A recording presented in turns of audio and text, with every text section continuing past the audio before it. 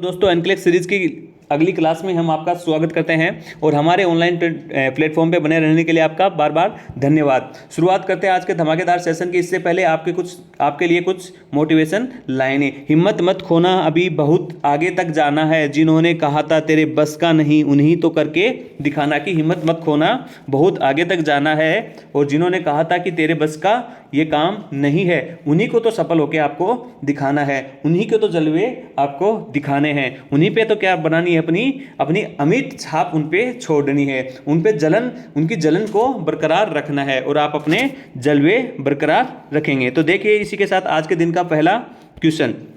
इसमें लिखा है नर्स जिसको एनजी ट्यूब लगी हुई है और एब्डोमिनल डिस्टेंशन की वो क्या कर रही है, शिकायत कर रही है। तो विच of the following measures should be the nurse implement first. तो कौन सा जो मेजर्स है वो नर्स इंप्लीमेंट करेगी सबसे पहले। क्या करेगी, कॉल द फिजिशियन करेगी, या irrigate the nurse and irrigate the NG tube करेगी, या check the function of suction equipment करेगी, या reposition of the NG tube करेगी। देखिए दोस्तों जल्दी बताइए इसका करेक्ट आंसर क्या होगा। बहुत ही अच्छा क्वेश्चन है, बहुत ही इजी क्वेश्चन है, और आज के सेशन में ऐसे ही छोटे छोटे क्वेश्चन हमने ऐड किए हैं जो आपके लिए होंगे बहुत ही ज्यादा बेनिफिशियल। जी देखिए दोस्तों इसका जो करेक्ट आंसर होगा वो इन चार ऑप्शनों में से कौन सा होगा। ये क्या पूछा गया क्वेश्चन में, क्या पूछा गया क्वेश्चन में पूछा गया है कि एक पेशेंट को क्या लगी हुई है, एनजी ट्यूब। क्या लगी हुई है, एनजी ट्यूब, और उसको क्या हो रहा है, एनजी ट्यूब लगते लगते उसको क्या हो रहा है, एब्डोमिनल डिस्टेंशन। ये तो क्या है, दिक्कत वाली बात है भाई। एनजी ट्यूब हमने लगा रखी है और फिर भी अगर वो हो रही है, एब्डोमिनल डिस्टेंशन हो रहा है, तो दिक्कत वाली बात है। तो हमें क्या करना है, सबसे पहले क्या हम कॉल द फिजिशियन करेंगे, क्या हम द इरिगेट द ट्यूब करेंगे, क्या हम इरिगेट द ट्यूब करेंगे, इरिगेट द एनजी ट्यूब करेंगे, या check the function of suction equipment करेंगे, या check the function of suction equipment करेंगे, या reposition of the NG tube करेंगे। बिल्कुल खोटे जवाब हैं दोनों, तो मैं आपको हटा देता हूं। अब इन दो में से आपको करेक्ट आंसर देना है कि दो में से कौन सा सही आंसर होगा। तो फर्स्ट प्रायोरिटी यहाँ पे किस पे जाएगी, check the function of suction equipment. जब हम सक्शन इक्विपमेंट की चेक करेंगे कि भाई ये वर्किंग प्रॉपर है कि नहीं है, क्यों हो रहा है ये एब्डोमेन डिस्टेंशन, अगर ये सही है तो फिर हमारी जो प्रायोरिटी जाएगी वो कॉल द फिजिशियन। यहाँ पे जो प्रायोरिटी जाएगी जो 3 will be the correct answer. इसी के साथ बढ़ते हैं आज के दिन के अगले क्वेश्चन पे, और ध्यान से देखिए चार ऑप्शन और दीजिए अपना गोल्डन आंसर, और अपने ही शब्दों को, अपने विश्वास को क्या कीजिए, यहाँ पे मजबूत कीजिए। Which of the following statement indicate the client with a peptic ulcer understand the dietary modification he need follow at M.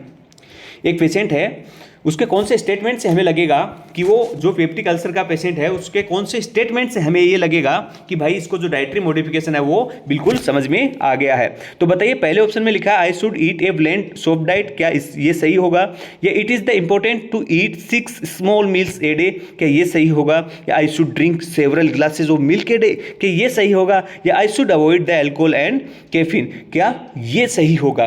जिसका जो मेजर सोर्सेज होते हैं पेप्टिक अल्सर के वो होते हैं एल्कोहल वगैरह, या जो भी फास्ट फूड वगैरह है वो। तो ये जो तीनों ही हैं कुछ हद तक हम सही बोल सकते हैं, लेकिन इस ऑप्शनों को देखते हुए जो इसका जो सही आंसर जाएगा, वो 4 will be the correct answer. 4 number यहाँ पे क्या जाएगा, बिल्कुल सही की आई should avoid the alcohol and, मतलब ये स्टेटमेंट है, इससे हम समझ गए कि ये डाइटरी मॉडिफिकेशन के बारे में बिल्कुल सही समझ चुका है। और ये तीनों ही क्या है यहाँ पे खोटे जवाब। जो सही आंसर है वो 4 will be the correct answer. देखिए दोस्तों इसी के साथ बढ़ते हैं आज के सेशन के अगले क्वेश्चन पे। देखिए और दीजिए अपना शानदार जवाब।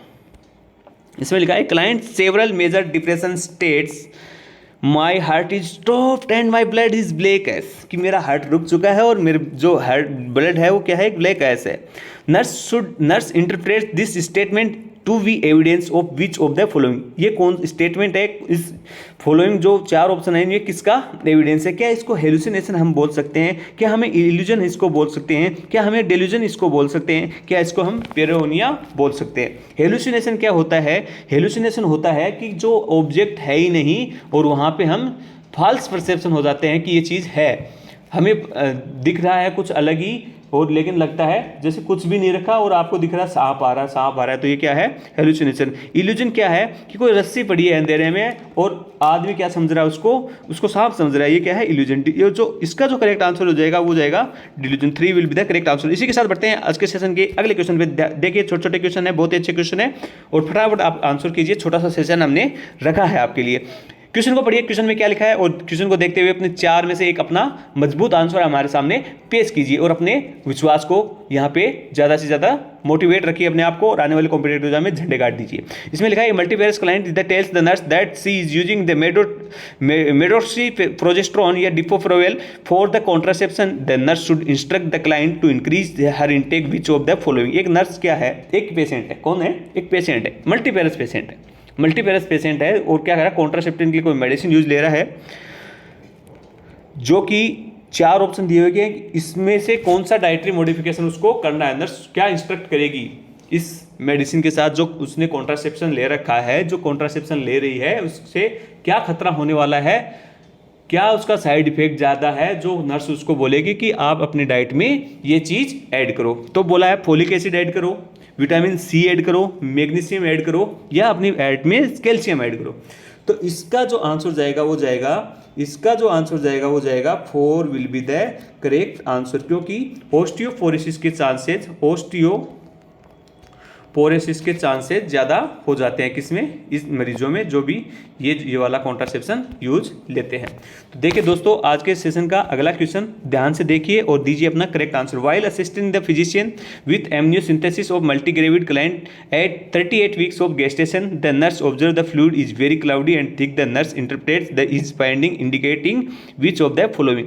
एक पेशेंट है, कौन सा, एक असिस्ट कर रहा है फिजिशियन किसको, एमनियोसिंथेसिस किसका, एक मल्टीग्रेविड पेशेंट है, 38 वीक गेस्टेशन उसका पीरियड है, और उसका जो हमने एमनियोसिंथेसिस किया है उसका कलर कैसा है, उसका very cloudy and thick colour है। तो नर्स ने जो नीचे ऑप्शन दिए इनमें से कौन सा इसके बारे में सही स्टेटमेंट होगा। क्या ये इंट्रायूटेराइन इन्फेक्शन होगा, क्या ये इंट्रायूटेराइन इन्फेक्शन होगा, क्या ये इंट्रायूटेराइन इन्फेक्शन होगा, क्या ये फिटल मिकोनियम स्टेनिंग होगा, क्या ये इरिथ्रोब्लास्टोसिस फिटालिस होगा, या नॉर्मल एमनिफ्लूइड होगा।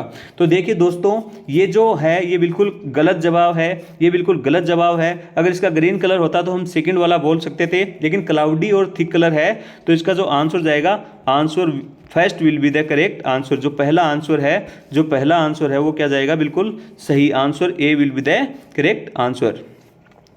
इसी के साथ बढ़ते हैं दोस्तों अगले क्वेश्चन पे। अगला क्वेश्चन क्या है, ध्यान से देखिए और अपना दीजिए सही जवाब। The nurse apply the warm compress to apply the client's leg. एक नर्स है जो क्या कर रही है, अप्लाई कर रही है वार्म कंप्रेशन किसके ऊपर, नर्स पेशेंट की लेग पे।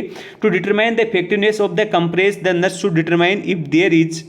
भाई इसकी इफेक्टिवनेस चेक करने के लिए नर्स को क्या लगेगा कि ये सही है, क्या less scaling on the skin, या डिक्रीज द ब्रूसिंग, या improve circulation of to the area, या decrease the swelling in the area. भाई इसका जो करेक्ट आंसर है, इसका जो करेक्ट आंसर है वो होगा improve the circulation of area. ये बिल्कुल गलत जवाब है, ये बिल्कुल गलत जवाब है, ये बिल्कुल ये जो हम कॉन्ट्रैक्शन में होता, अगर कोल्ड होता तो ये सही था। इसका जो सही आंसर है वो 3 will be the correct answer. ये क्या होता है दोस्तों, ये क्या होता है, जब भी हम किसी पेशेंट को क्या देते हैं, हॉट एप्लीकेशन देते हैं, हॉट एप्लीकेशन या कंप्रेशन अप्लाई करते हैं, तो वो क्या करता है, वो करता है वेजो डाइलेशन। ये क्या करता है, वेजो डाइलेशन। कभी भी ब्लीडिंग वाले मरीज को नहीं दिया जाता कि आप ब्लीडिंग हो रही है और हम इसको क्या करते हैं, हॉट कंप्रेशन दे दें। दोस्तों जब भी किसी पेशेंट को ब्लीडिंग होती है तो बोलते हैं इसको आइस का सेक करो। तो ये क्या होता है, जो कोल्ड कंप्रेशन होता है, जो कोल्ड कंप्रेशन होता है, ये कैसे काम करता है, क्योंकि ये क्या कराता है, ये कराता है वेजो कॉन्ट्रिक्शन। कोल्ड कंप्रेशन क्या कराता है, वेजो कॉन्ट्रिक्शन।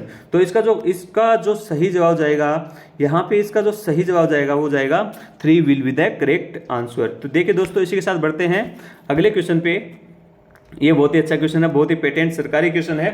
The antidote of heparin is, heparin का एंटीडोट क्या होता है, तो ये आपको सबको पता ही है कि प्रोटामीन सल्फेट। प्रोटामीन सल्फेट क्या होता है, ये हिपेरिन का एंटीडोट होता है। विटामिन किसका होता है, वारफेरिन का। विटामिन के किसका होता है, वारफेरिन का। तो देखिए दोस्तों बहुत ही इजी सा क्वेश्चन था। इसी के साथ बढ़ते हैं आज के सेशन के अगले क्वेश्चन पे ध्यान से देखिए और दीजिए अपना सही जवाब। आज के सेशन का ये लास्ट क्वेश्चन होगा। आशा करता हूँ आपको वीडियो अच्छा लगा होगा और आज जो भी क्वेश्चन है उनको आपका कॉन्फिडेंस को क्या किया होगा, बढ़ा दिया गया होगा, आपका बूस्ट हुआ होगा आने वाले एग्जाम के लिए। तो the nurse is preparing a client for a thoracentesis should how should the nurse position this client for the procedure. क्या पेशेंट है प्रिपेयरिंग कर रही है किसके लिए, थोरोसिंथेसिस के लिए। किसके लिए कर रही है, थोरोसिंथेसिस के लिए। तो पोजीशन पूछी गई है, इस प्रोसीजर में कौन सी पोजीशन देते हैं। थोरोसिंथेसिस में कौन सी पोजीशन देते हैं भाई जल्दी बताइए। थोरोसोमिक थोरेसिक सिंथेसिस मतलब जो भी कोई फ्लूइड हम निकालते हैं थोरेसिक रीजन से, तो कौन सी देते हैं भाई जल्दी बताइए। क्या supine with arm over the head देंगे, क्या सिम्स पोजीशन देंगे। सिम्स पोजीशन किस में देते हैं ये आपको पता होना चाहिए। जो भी हम क्या देते हैं, एनीमा देते हैं उसमें क्या यूज करते हैं हम, सिम्स पोजीशन यूज करते हैं। The nurse position without a pillow, prone position without a pillow, क्या ये होगा कि sitting forward the arm support on the bed side table. ये देखिए ये बिल्कुल सही आंसर यहाँ पे देखने को मिलेगा। 4 will be the correct answer, 4 will be the correct answer. क्योंकि उसको क्या करेंगे, मरीज को हम, मरीज है उसको क्या करेंगे, जैसे वो ऐसे बेड पे बैठा है तो उसके यहाँ पे क्या लगा देंगे हम, एक कार्डियक टेबल लगा देंगे। यहाँ पे क्या लगा देंगे हम, एक कार्डियक, और उसको हाथ ऐसे रख के बैठा देंगे। इस पोजीशन के लिए क्या बोलते हैं, इस पोजीशन को क्या, ये किसके लिए कर रहे हैं हम, ये थोरोसिंथेसिस के लिए कर रहे हैं। ये किसके लिए कर रहे हैं हम, थोरोसिंथेसिस के लिए कर रहे हैं। तो देखिए दोस्तों ये किसके लिए कर रहे हैं, thoracentesis. Sitting forward the arm supported on the bed side. इसमें क्या किया, सेम ये क्या कि फॉरवर्ड बैठा दिया गया और आर्म को सपोर्ट किसकी दे दी, कार्डियक टेबल जो है अपनी उसकी क्या दे दी हमने, यहाँ पे सपोर्ट दे दी है, कार्डियक टेबल की जो है सपोर्ट दे दी है।